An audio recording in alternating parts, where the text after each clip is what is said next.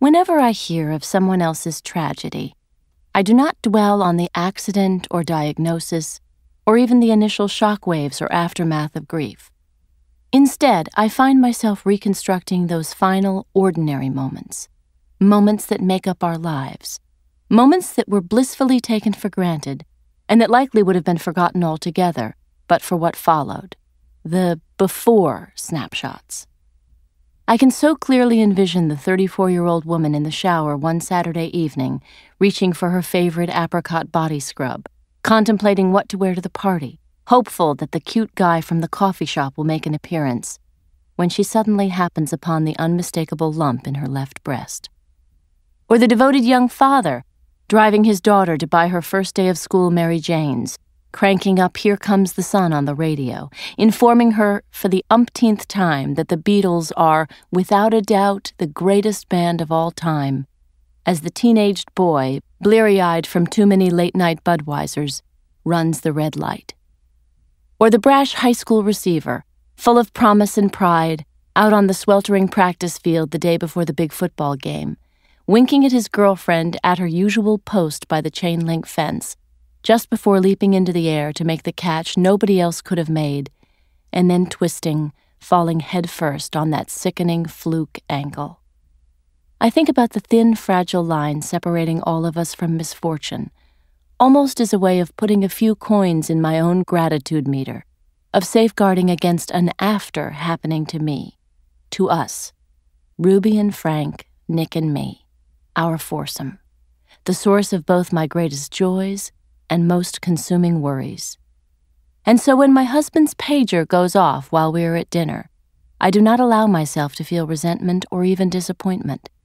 I tell myself that this is only one meal, one night, even though it is our anniversary, and the first proper date Nick and I have had in nearly a month, maybe 2. I have nothing to be upset about, not compared to what someone else is enduring at this very instant. This will not be the hour I have to rewind forever. I am still among the lucky ones. Shit. I'm sorry, Tess, Nick says, silencing his pager with his thumb, then running his hand through his dark hair. I'll be right back. I nod my understanding and watch my husband stride with sexy, confident purpose toward the front of the restaurant where he will make the necessary call. I can tell just by the sight of his straight back and broad shoulders navigating deftly around the tables that he is steeling himself for the bad news, preparing to fix someone, save someone. It is when he is at his best. It is why I fell in love with him in the first place, 7 years and 2 children ago. Nick disappears around the corner as I draw a deep breath and take in my surroundings, noticing details of the room for the first time. The Celadon abstract painting above the fireplace, the soft flicker of candlelight, the enthusiastic laughter at the table next to ours as a silver-haired man holds court with what appears to be his wife and 4 grown children, the richness of the Cabernet I am drinking alone. Minutes later, Nick returns with a grimace and says he's sorry for the second, but certainly not the last time. It's okay, I say, glancing around for our waiter. I found him, Nick says. He's bringing our dinner to go. I reach across the table for his hand and gently squeeze it.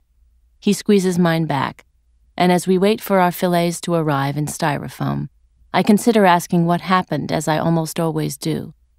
Instead, I simply say a quick prayer for the people I don't know, and then one for my own children tucked safely into their beds.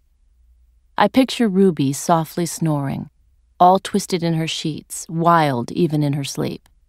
Ruby, our precocious, fearless firstborn, 4 going on 14, with her bewitching smile, dark curls that she makes even tighter in her self-portraits, too young to know that as a girl she is supposed to want the hair she does not have, and those pale aquamarine eyes, a genetic feat for her brown-eyed parents.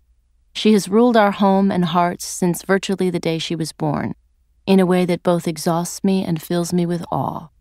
She is exactly like her father, stubborn, passionate, breathtakingly beautiful, a daddy's girl to the core.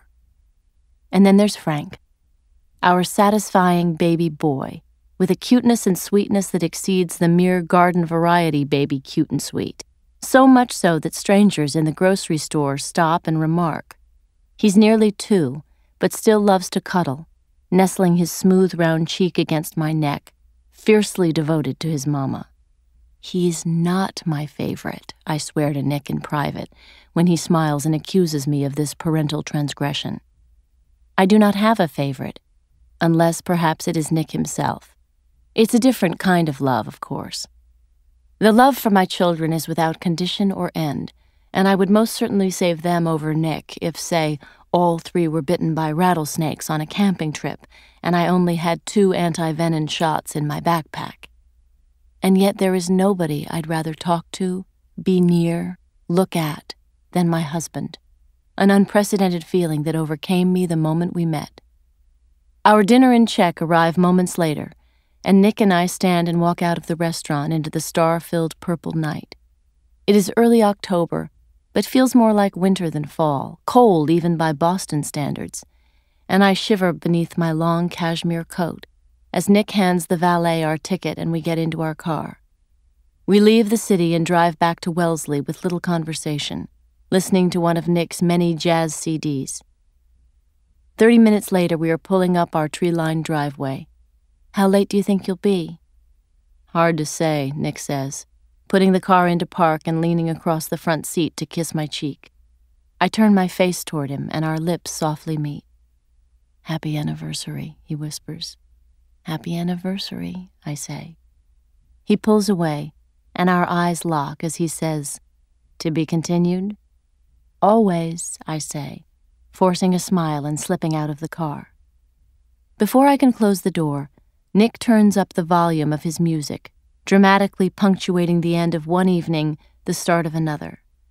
As I let myself in the house, Vince Guaraldi's Lullaby of the Leaves echoes in my head, where it remains long after I've paid the babysitter, checked on the kids, changed out of my backless black dress, and eaten cold steak at the kitchen counter.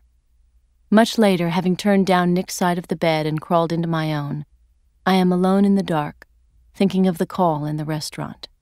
I close my eyes, wondering whether we are ever truly blindsided by misfortune, or somehow, somewhere, in the form of empathy or worry, or a premonition deep within ourselves, do we feel it coming.